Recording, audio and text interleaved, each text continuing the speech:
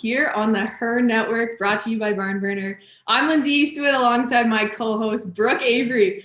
Brook, I'm giddy over here. We're about to tee up our new show. What are you saying, girlie?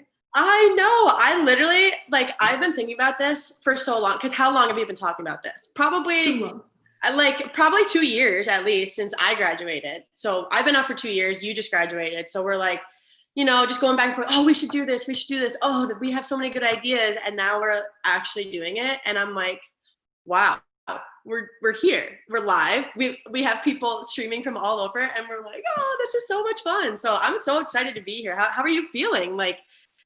This is so new to me. So how is it for you? Oh, I'm pumped, Brooke. This is I'm literally giddy over here. This is like you said, we've been talking about this for a long time. Let's take it back.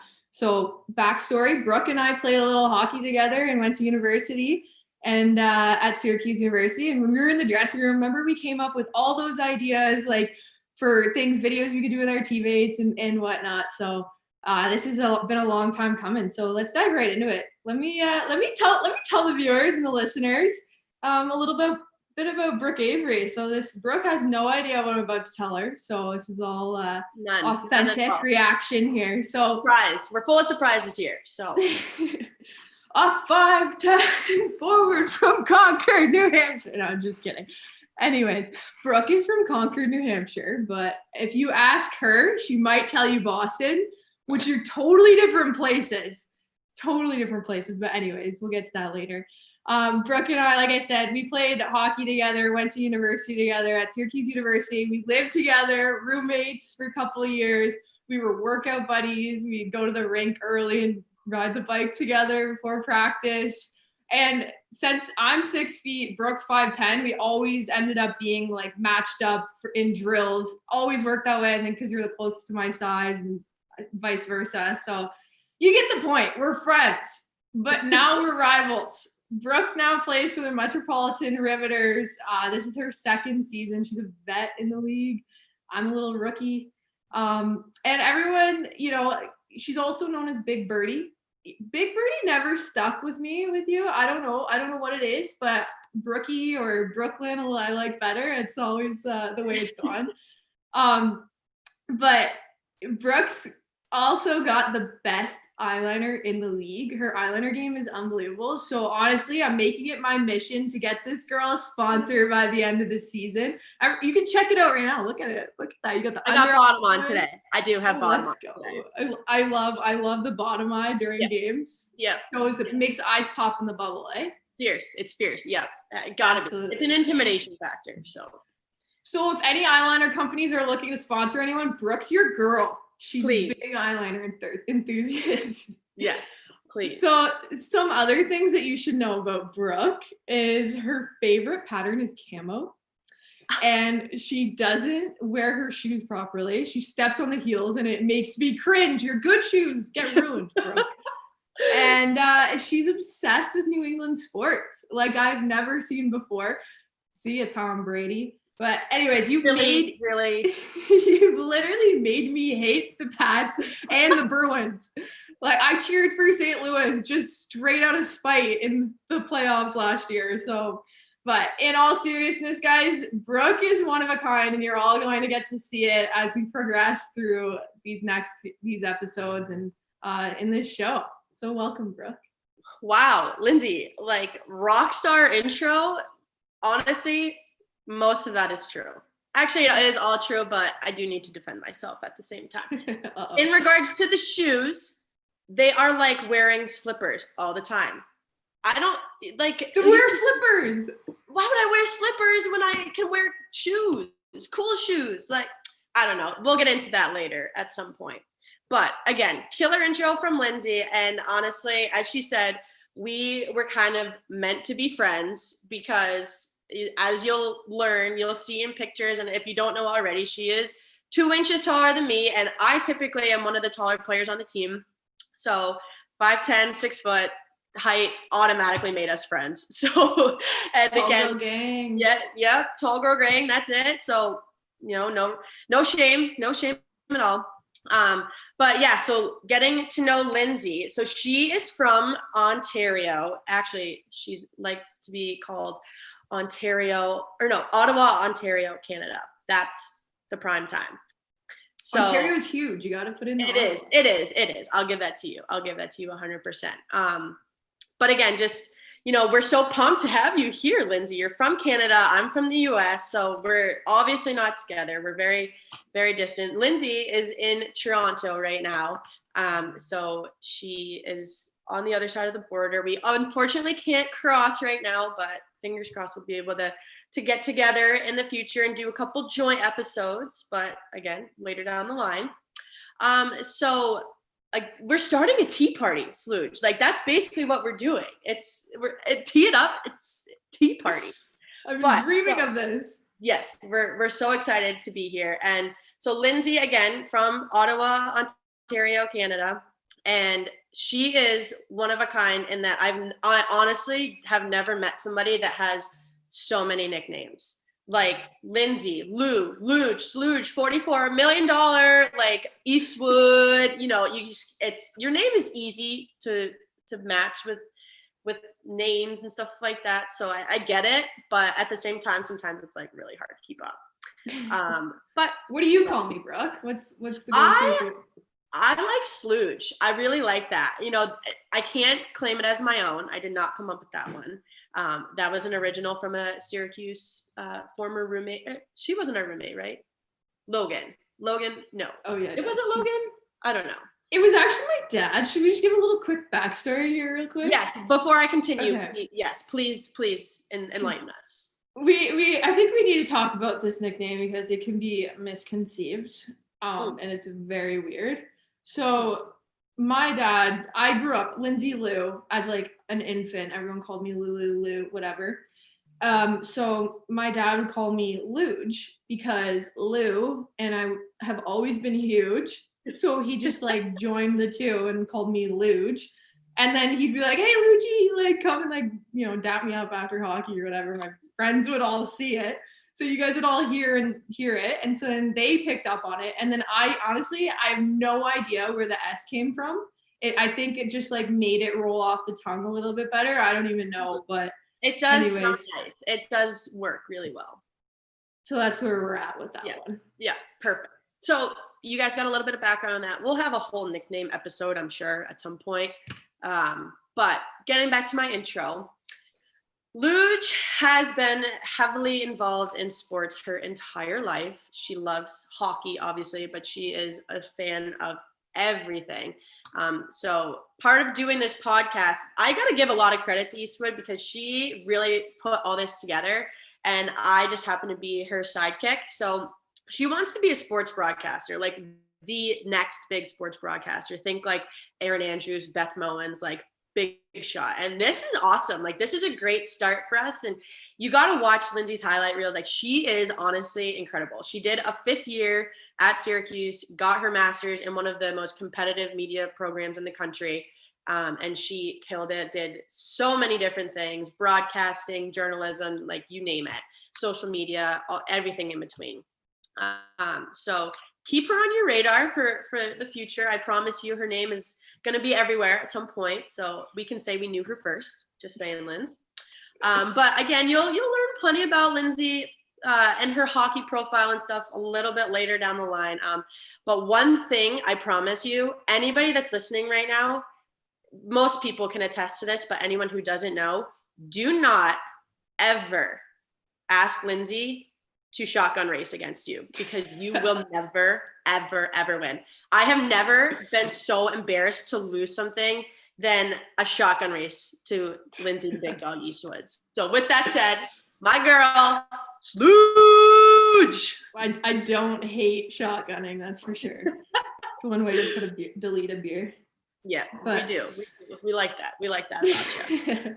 Thank you, Brooke. Oh my gosh, it's gonna tear up there. I think that's the nicest thing you've ever said. And it's that's like probably the nicest it's gonna get. So yeah, it's hard to get a nice, like you don't just toss around compliments ever. So you won't even hug me.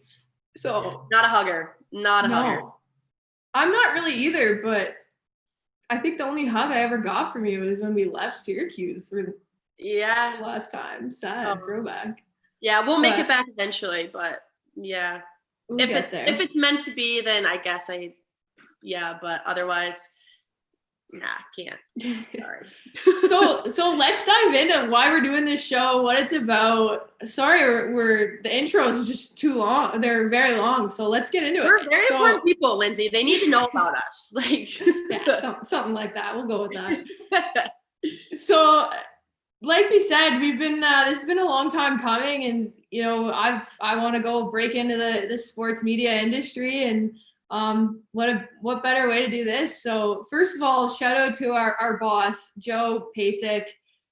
Got to give him a shout out. Sorry, Siri just picked up on that one. He got us on air here, and shout out for creating the first all-female H.E.R network. That's incredible. It's one of its kind. So big props to him for that, because we need more female voices out here and more women using their voice, and what better platform to do it on an all-female network. So thank you for that. But to start it off, our motivation for starting this podcast is I believe we are the first TV show with professional female athletes only. So I think you're right. And like, I don't know about you, but growing up, like watching pro athletes turn to the media side, like it's so fascinating to me because they see the game different. You know what I mean? Like they're so laser focused, and now like that's kind of us. Like, but we're still playing. Like, I don't know. It's different. It's cool. It's incredible. So on paper, in a perfect world, this is what our podcast is going to be about. It's going to be behind the scenes of women's professional hockey with Brook and I, former teammates, now rivals, professional hockey players.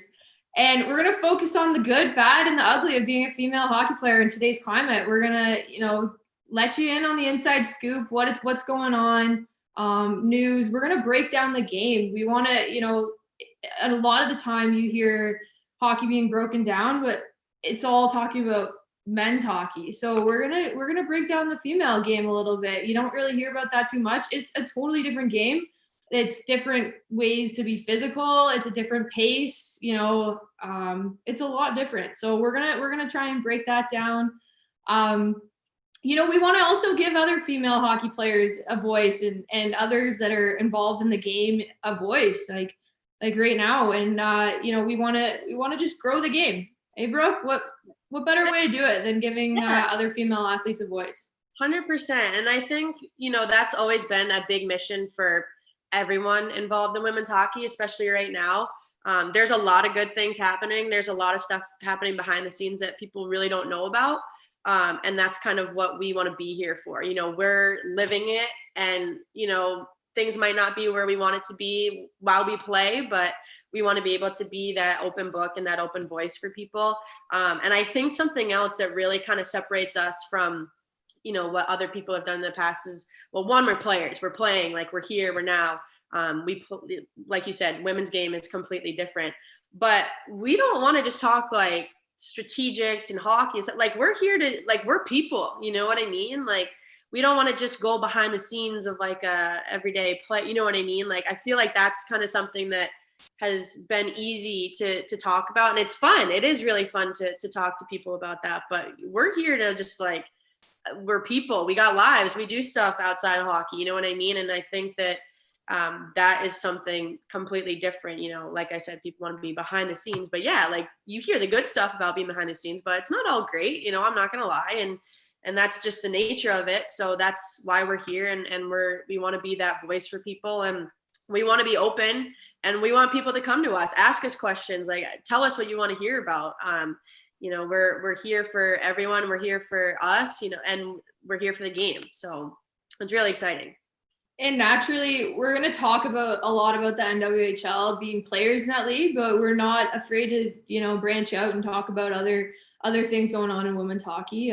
But like I said, naturally, we know what's going on the most in that sense. So we're going to probably focus more on that and, and our teammates and what's going on. But like Brooke said, reach out, let us know your voice. We want to hear your voice as well. So we're excited and excited to get going. So yeah, should we just dive into it, Brooke? Should we start talking some women's hockey? Start it off, Sluge. Here we go.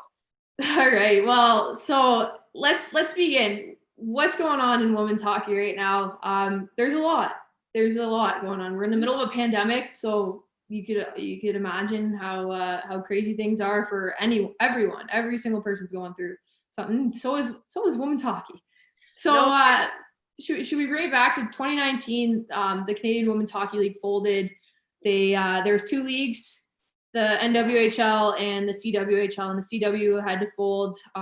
They're in the red zone business model wise. They're not for profit league, so players weren't making any money, and if they were, not very much at all. So they had to fold, and then rose the Professional Women's Hockey Players Association, which is still alive and well. Shout out to Secret for donating $1 million to them, or sponsoring $1 million for them to grow the game, which is amazing. Need more sponsors like that out there for sure. And then there's the NWHL where we are, and there's lots going on, lots to talk about there. So excited to dive into it. Yeah. So for many of you who may not know or are new to hockey or just new to sports in general, the NWHL stands for National Women's Hockey League. We are currently, so 2020 right now, we are currently in season 6.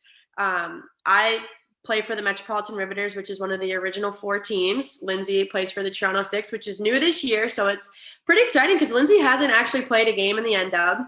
So we're all going to be looking forward to that.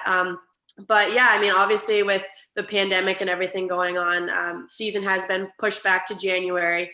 But we have been really excited to get on the ice as a team together. You know, obviously players have gone home for the summer after last season, or continue in their day jobs, so to speak. So we actually were able to get on the ice within the past couple of weeks. So that's been really exciting. And I just think, so I guess a little bit on the personal side, I was really excited to come back to the NWHL this year. I was literally begging my coach, my GM. I'm like, please, like, I want to come back so bad. Because I honestly did not know what to expect last year. Obviously, with the CW folding, the future of the sport was extremely unknown. Obviously, the NW was still around, but, you know, players were saying, well, we don't know if we like the business model. So we're going to, you know, try to accommodate to that. So, again, things were really up in the air and we didn't really know what to expect. So once I was done at Syracuse, I never really knew I didn't think I had a future in the sport after that. I mean, obviously I love the game and, you know, beer league is just as good for me, but yeah, so the opportunity to play for the Rivs ended up coming up throughout the summer. And at that point I was not employed. I had just graduated. So I'm like, you know what do I have to lose? Like, I'm going to take a shot. And I was blown away by what the league provided. Like, I had so much fun. I made some of my best friends. The competition was awesome. Like, I have never played at a pace like that before. I mean, obviously college is awesome, but this was like completely, it's another step up. So that was something that really kind of stuck out to me. And the perseverance aspect was huge. So again, like, I was just so excited that I was like, I need to come back and I need to play for this team again, because it's just something about being a part of the NW, being a part of the Riveters specifically, but just being able to play the game past college, which I'm sure for you understand the same thing. Like, I grew up playing boys hockey. There was the only thing they had for girls outside of maybe a college D3 program was like the Olympics. So it's like, we didn't have anything to look up to. I never even thought that I would play high school, college hockey. Like, I was just playing boys and I'm like, oh, public school is for me. Like, I'm good. But luckily I had the talent to make it. But yeah, it's really important, I think, for us moving forward to be a vision for somebody to look up to. So obviously we've heard that a million times, but it's different when you're actually a part of it. And it really does mean a lot to have that impact on people that we'll never meet most of the people that, you know, support the NW or support the Riveters, support the Six, you know, but knowing that you have some sort of guidance on where they want to go is like something, it's incredible to have. So absolutely, I'm with you. You know, for the love of the game, you know, I hope everyone gets an opportunity to live out their dream. I remember when I was a little kid, I was a little girl, and I think it was my 8th birthday. I like blew out the candles and I wished to play in the NHL one day. And my little cousin, he goes, "What'd you wish for?" And I was like, "I'll tell you when I'm 25." And now I'm 23, and that dream is like coming true as far as it can. You know, I'm playing in the NWHL, not the NHL, but so it's pretty special to be a part of a league like that. So it's exciting times, and I'm pumped to, you know, actually officially start with the team and get on the ice, and hopefully sooner rather than later. But Brooke, tell us a little bit about what's going on. You know, what's protocols over there in New York where you are for hockey? So obviously the Riveters are located in New Jersey, northern New Jersey. So we are part of this tri-state area, which obviously has been pretty heavily affected through everything. So we have been really adamant about we do testing every week. You know, it's really important for us to do that. We're wearing masks in the locker room, on the ice, you know, everywhere we go. Just following time out. You wear masks on the ice? No, we're going to wear masks on the ice, but we wear them in workout. And honestly, like, I did not know what to expect at first, because I was like, oh, like, I sweat so bad. Like, I don't know if I can breathe.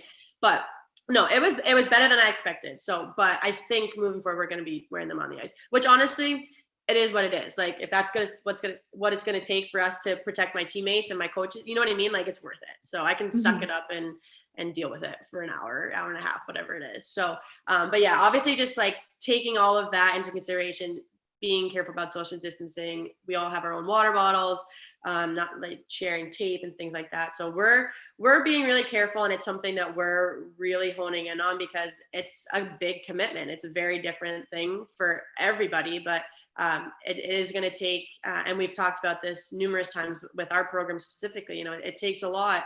And it's going to take sacrifices, and if that's where you're comfortable being, then like we always want everyone to be a part of our program, but it's going to take just an extra step to be involved this year, and it's really important to keep everybody safe and healthy. So, but yeah, I guess same question for you. Like, what's up with you guys up north?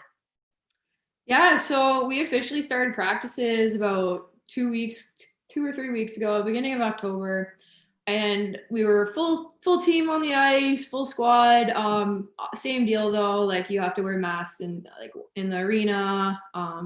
They take your temperature before you head into the rink, and then masks in the locker rooms. You could take it off on the ice, thank God, because I would die. Yeah, right. I know. I'm nervous. Side note, we'll see. yeah. Side note, I'm wearing a bubble this year, so I've tried to. Breaking news. Thought I would see the day. That makes me so happy. That really does. Anybody out there, you should wear a bubble, because it is awesome. I wore a cage in high school for a little bit, and I'm like, nah, bubbles for me, and I have not switched since. So, well, bubble fam, you hear me? I've tried to wear the bubble twice, and I've quit after one practice. I'm like, I can't breathe in this thing. I'm suffocating, and I need all the help I can get. So don't we all? Like, come on. Yeah. So I quit. Like, I did not last long, and I've tried 2 times, but I'm sticking to it this year. I'm gonna try it out. Hopefully it lasts, because they look so nice, but I haven't been able to keep it up. So I've been trying to tell you that for years, Lindsay. I know. Going off of that, I think, I mean, obviously the rules changed in the NHL, but I have always said, why do we even have to wear them? I mean, obviously untraditional, uncommon opinion, but like, I would love to not even have to wear a shield. I don't know. Your nails. You know what I mean? Your freaking nails. I don't want my face to get all messed up. Didn't they just change the rule with NHL a couple years ago? Like, you have to wear a visor now, but if you're in the league, you didn't, like, because I know H.E.R doesn't wear one. I know Joe Thornton and Burnsy don't wear one. Like, but I'm pretty sure they came into the league not having to. But like, I don't know. Okay, this is my argument. Why? So, okay, girls hockey, we said different rules, not full contact, still physical. Trust me, I've walked away many times with massive bruises, but we're not technically full contact, but we have to wear a full visor, full shields, full cage, whatever. Men's hockey, NHL, and etc., full contact, like literally can nail each other. And they don't have to wear, like, how does that make sense? I don't know. It has grinded my gears for so long. And I'm like, that is so annoying. So case in point, I don't want to wear shields. Well, to be honest, I don't hate it. I don't hate having to wear a mask. You wouldn't have the breathing problems. I know that. Well, I don't know that, but I theorize that. But I don't want to break my nose or like lose teeth. Like I never had braces, but like a lot of people spend good money on these. Like I don't want to have to do that. I hear your point. But I think you gotta, like, every person's gonna be like, oh well, I like my teeth, but I like, you know what I mean? Pros and cons, like you just gotta weigh them out. So it would change for every person. But I'm here for it. I'm waiting for the day that they're like, nope, you don't have to wear full shields. I'll be like, yes. But so you would go no visor. You would just go helmet. No, nothing. Yeah. Just helmet. Your nails, eh? I mean, tough guy Brook. New nickname, tough guy. Tough girl. Tough gal. Oh, okay. Anyways. Yes, I didn't. Side note, I'm wearing a bubble this year, but I feel like if I had to wear a mask on the ice, I would literally suffocate. I would struggle. That would be brutal. So anyways, I'm going to try it out. It's going to be tough enough wearing the bubble. I'm not in it yet. Soon come time. It's coming. But I'm proud of you for the switch. I really am. I don't think you'll regret it. I think once you stick with it, you'll be good. Okay. I think, yeah, I got to get used to it. That's for sure. But so protocol right now is we were allowed full team on the ice, coaches, everyone, you know, the whole shebang, and workouts. We'd work out before practice, and then Toronto, Ontario cases have been rising a lot, and it's tough to watch because they're going up every day. So protocols have gone up as well, and so we're down to only 10 people on the ice at a time. So you have to do split squad, and you know, we're not even allowed in the locker room. We have to sit on chairs. You have to come like well, we don't come dressed because we work out before practice, but which is also outside at the moment because when gyms are closed in Ontario, it's a tough time to be in Ontario, as it is for everywhere. But you know, there's a lot worse things going on in the world. I need to take it with, you know, right. Grow up a little bit, mature a little bit. Well, at least you guys can get the ice time, so that's exactly good. So we're on the ice, split squad, one coach, you know, one goalie. So we're making do. That was a 28-day. Hopefully, it ends after 28 days, which should be in a couple more weeks. So hopefully they don't extend that because you know, I miss having full lines out there and not just two defense. And it is different. It's like, I don't know, even doing like we used to do it in college too, sometimes like half ice practices or, you know, cross ice. It's different. Like I mean, obviously you're working on skill development and different situations, but it's hard to do systems. It's hard to do anything really without a full squad there. I mean, like I said, skill development is huge. You know, you can shoot on the goalies and things like that, but there's nothing. I think just the aspect of like being there as a team too is like you can't beat it. So yeah, I mean, I got a question for you. So I guess with that, like you're practicing. So you said you practice with your full team, and now you're down to half. So, but as I mentioned in your intro, like you among all your teammates have not played a game in a 6 jersey. So like, what are you looking forward to most about not only that, but just like playing in the NW as a whole? Like, what are you excited to see? What are you anticipating? Like, I guess a scouting report too would be great. Well, I'm not giving away any secrets, Brooke. Okay. But okay. Well, I tried. Well, I'm most excited about, honestly, I haven't played in Canada well, we had the Montreal tournament with Syracuse a couple years ago, but no, I haven't played at home or in Canada in 5 years now. This will be the 6th year. So I'm looking forward to, you know, it's nice to be home. I haven't lived at home for this long in my home country for this long. So it's a lot different, you know, and just in being back here. So I'm really excited to play. I'm not necessarily in my hometown, 4 hours down the road, but I'm excited to just play in Canada again and play in Ontario, you know, like being part of like not that like my whole team, we have one American on our team. It's a lot different. So it's just really excited. And Toronto is arguably the best hockey city in the world. So don't at me, but no I think comment. you could go as far as say that. So that's pretty exciting. And, you know, seeing everyone rally behind us, I think that's pretty cool. And no, that's probably what I'm most excited about. But also just like I'm a little rookie, so it's pretty cool to be able to say that I played professional hockey. That's definitely been a cool adjustment and pretty cool to say.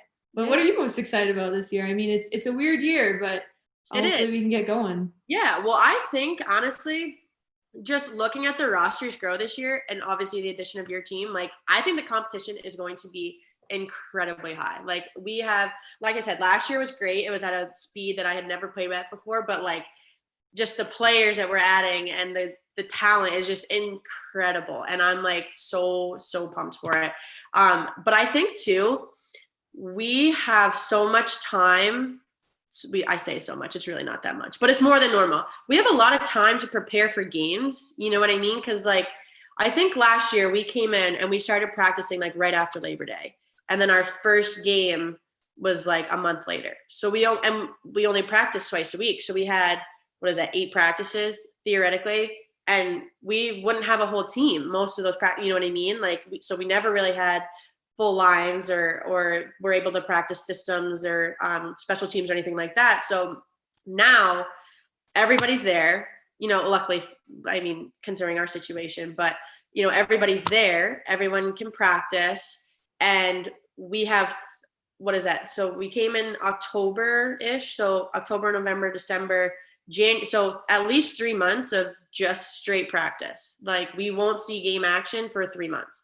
So I think that is like huge for us. I mean, especially for our team, because we have a lot of new faces, you know, and just learning that chemistry. And I mean, I'm sure it's the same with you because it's a completely new squad, but you know, our team is made up of some rookies, obviously, players from different teams in the league, and then also vets on our team. So it's a good mix. And you know, our coaching staff coming back is you know, well vetted in the league. Our entire staff is familiar with the NW. So I think that we have a really good, especially for our team, like I said, moving forward, like 3 solid months to practice, like work out the kinks, get the chemistry, find what systems work for us in practice. I mean, obviously, you know, we won't know which works against which team, but like we have time to practice, you know, like a 3-2 or 2-1, you know what I mean? Like we can have the time to practice that. Same thing with special teams, stuff like that.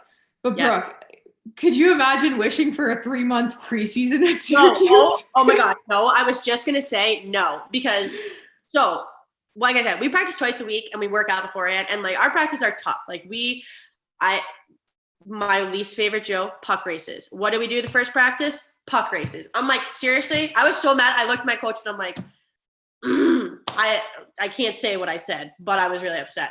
But literally, like in college, all my college athletes probably know, like preseason and postseason are like not fun. Like you work hard. I mean, it is rewarding. Do not get me wrong. It is rewarding. Like you work out and you're like, oh, I was so productive that workout. Like I sweat so much, but you're like, oh my God, like I'm about to get ran so hard, like bag skated. Like we're just like no puck practices that like even before we hit the ice, running sprints, miles, like, oh my gosh, no. So I'll take it with a grain of salt, and that'll probably come back to bite me at some point. But for now, like I'm happy with it. But in college, oh my gosh, no, I genuinely feel bad.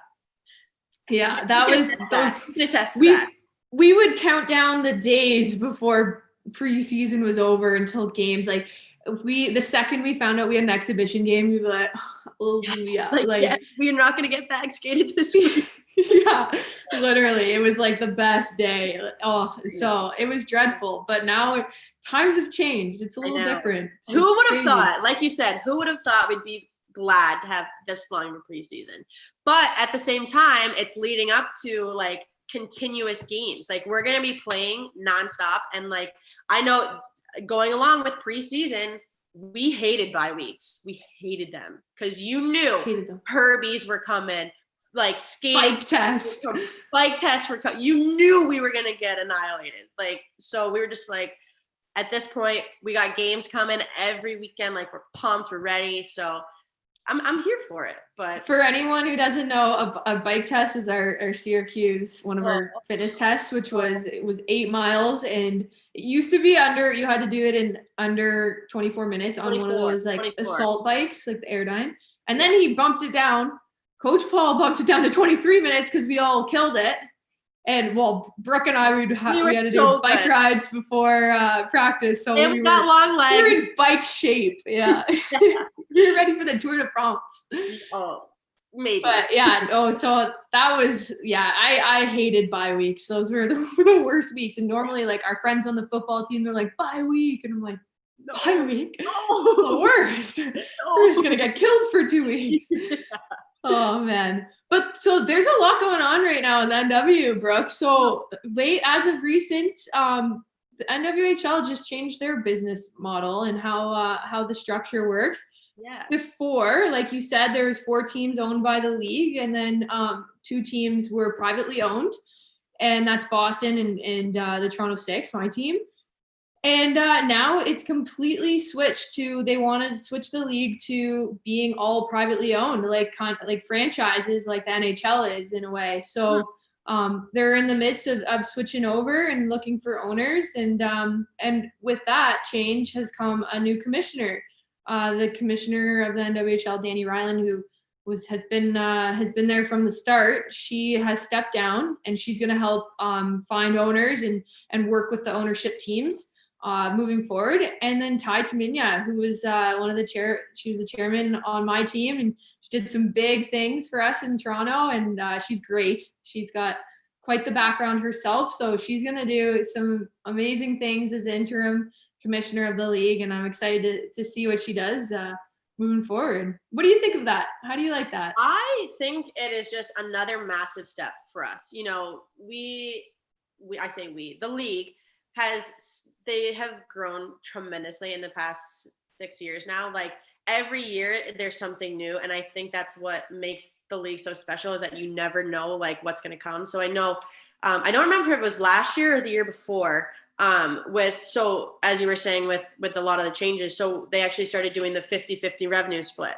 So for every sponsorship that was signed, so like we had Twitch and Chipwich as just a couple examples from last year, any deal that was signed, 50% of that deal would go directly to the league, and the other 50% was dispersed among every player in the league. So that was huge because, you know, all of these sponsorships are not just benefiting the league. It's helping everybody. So that was massive. And I know that, like, as even this year, we've done a lot of engagement on social media, and we do really appreciate all the sponsorships that come in, and it's huge for us. You know, we're trying to grow. So what better way than to have other people associate with our mission? And so it's been really, really cool to be a part of that. And so, like, for example, like, we would get it at the end of the season last year, and it was like, oh, like, I thought we were done. You know, my 1-year contract had come to an end at a certain date, but we were still receiving funds from those sponsorship deals, and any commission that you made on your jersey sales. So anything with your name on it, you get a certain percentage of. So that was big for us too. So that is going to be awesome, again, moving forward, because again, with new teams and new players in different programs, like, it's a good incentive for people.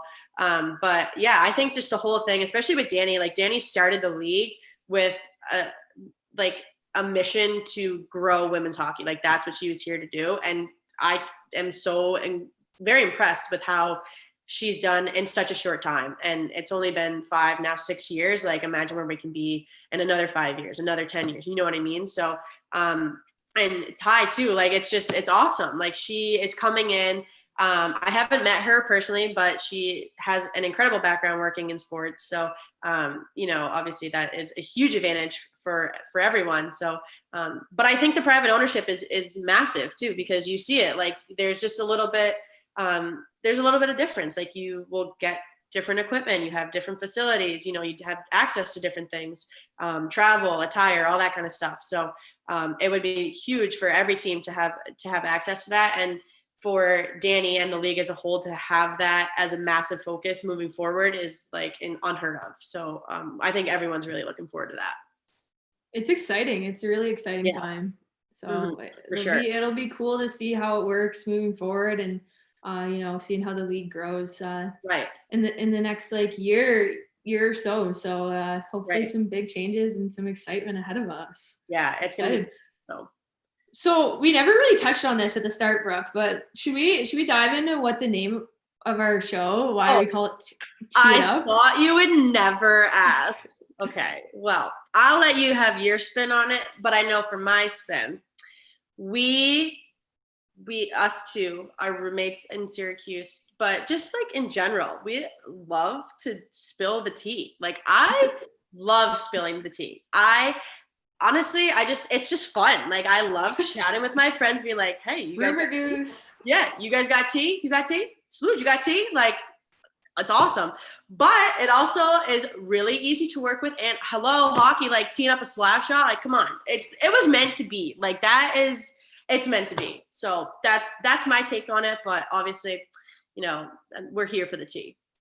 Well, and I believe it was our senior year. Well, my first senior year, round one, your senior year. Mm-hmm. We would, I bought this chamomile tea so I would have a nice relaxing sleep, and it would calm me down before I go to bed and put me to bed, right? Right. And so one day I'm just like making some tea, and my roommates are they're like, what are you doing? And I'm like, I'm making tea.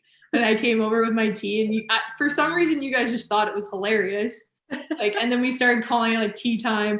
Brooke was my secret Santa that year. She got me this mug. I wish it broke, but it was like, I'll get you a new one. No cost to you. I'll get you a new one. It fell off the top shelf, in the friggin' that's gonna need broken top shelf. Anyways, that's gonna need to get replaced. Brooke got like this picture of me playing hockey, and it's the most brutal face. Like I'm not even gonna demo it at all. It was so bad. And had sludge on it. It was an elite mug, and I definitely enjoyed some tea time there. That's and then we can tee it up. Exactly. I know. Bingo. I know. I love tea time. We're here for it. But let's dive into some tea right now. Yeah, let's have some tea time, bro. All right. So do you want me to go first, or are you going first? You can go first. All right. Well, I have two stories, and I honestly could not pick which one I wanted to tell.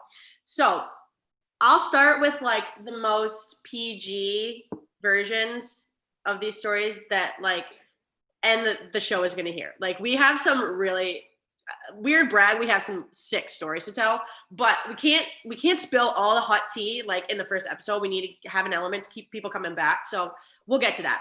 But as you guys know, at the very beginning of the show, I was like, I'm not sentimental. I don't like hugging. I don't like anything. But this story is like, again, one of the softest things I probably will ever say.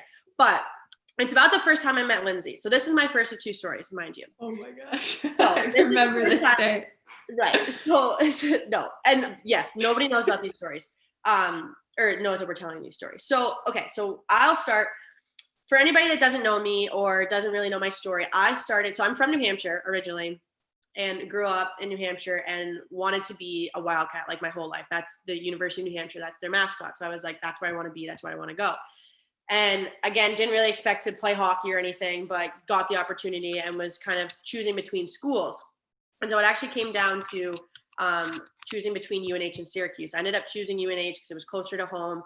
I didn't really know exactly what I wanted to do with my major and stuff like that. But so I went to UNH for 2 years, took a medical redshirt year, my sophomore year, and then transferred up to Syracuse actually after that. So I came in as a redshirt sophomore, and Lindsay, Allie, Monroe, and Maddie Welch were all roommates. And so we ended up all living together, moving into our final 2 years. But when I first got there, like they were super, super nice to me. They're like, oh, hey, what's up? Like, so that was the first time I'd ever met Lindsay, but I never realized that like we kind of shared a similar experience in that like we both, like when I came in, we both had never put on the Syracuse jersey before. So, I had come off of a medical redshirt year. Eastwood had been there for a year, but she'll definitely get into the details of the story at some point later down the road. But long story short, she came over in incredible medical condition, that reversed itself, has a 5% of reversing itself.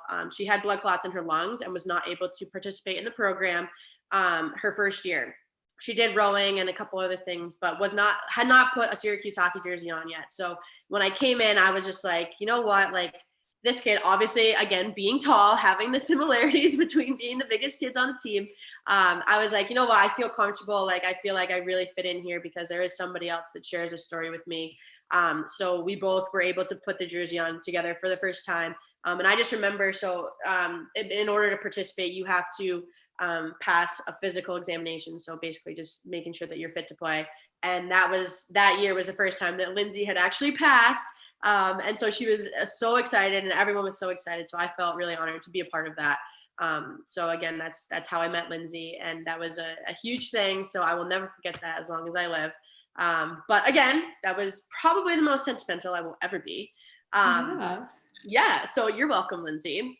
But my other story is, again, more PG. But so after, like I said, after my first year in Syracuse, so I had 2 years left after that, Lindsay, Maddie, Allie, and I all lived together. And so we hadn't actually like officially moved into our apartment yet. So I was one of the last ones to get there our junior year. And so I'm at home, like packing and all this stuff. And I get this text in a group message and I'm like, oh my God, why am I getting texts already? Like, I'm not even there. Like, what is going on? And they were like, Brooke, we have to ask you a question. And I'm like, oh my God, like, what?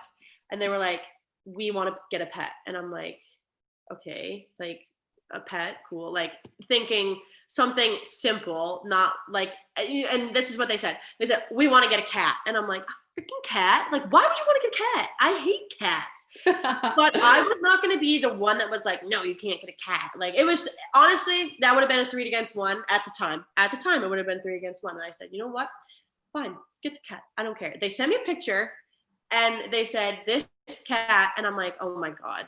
The cat literally looked Eastwood at least 40 pounds. Like in the picture. He was they huge. called him a plus size model. And I'm like, it was a natural fit. It was a natural fit. Yeah, as if we need a plus size model in our house. Like, look at me. Like, but yeah, so I get this text and they're like, oh, can we get this cat? And I'm like, oh my God, okay, fine, get the cat, whatever. They rescued it. So I'm like, okay, like, oh, I guess I feel a little bit better.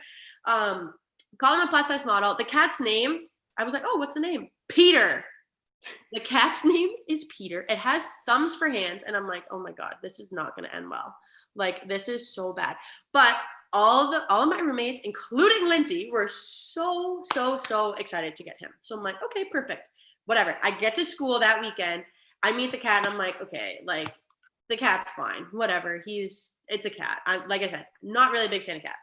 We have a picture together, the three of us, like holding this cat, looking so happy. Like we're all tan from the summer. We're like, oh, this cat's awesome. And I am not kidding you. It probably took, if a week before Lindsay was like, nope, I'm good with this cat. And I'm like, what? We can't just like give it back. And she's like, no, like I'm good. I hated the cat. I hated him. She hated the cat. Okay, in her defense, I will give her this. Peter had a little bit of a hard time adjusting. Like he didn't find the litter box that often. Like, but luckily we didn't have carpet on that side of the house. So like that was easy to take care of. But I get it. But yeah, Lindsay was like, no, we need to get rid of the cat. And I'm like, oh no, we're not getting rid of the cat. Like, we're going to keep the cat. So our roles completely reversed. I like ended up taking care of the cat and I was like, oh, like this cat's awesome, blah, blah, blah. All of our roommates will have them on sometime.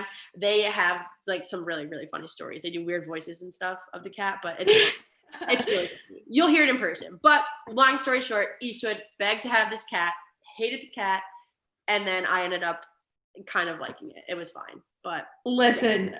My tea time story is about Peter as well. So we're on the same. I should have known. I was like, I knew it. Because Brooke had a special bond with Peter that nobody could argue. It was weird. No, it was not as weird as it sounds. Okay. So yeah, Brooke is right. I hate cats. I literally hate cats. I saw this cat like natural fit into our home. So it was like plus size model. His name's Peter. He has thumbs. It was the only thing I liked about him. I was like, let's get him. And it didn't even take a week. I hated him. He would shed and I would close my door. And every time he would open, he'd book it in there. And I have to try. Oh, the worst cat. I hated him. But Brooke had a sweet, sweet bond. She'd sleep with him. He would jump on my bed. I did not. Oh my God. He jumped on my bed.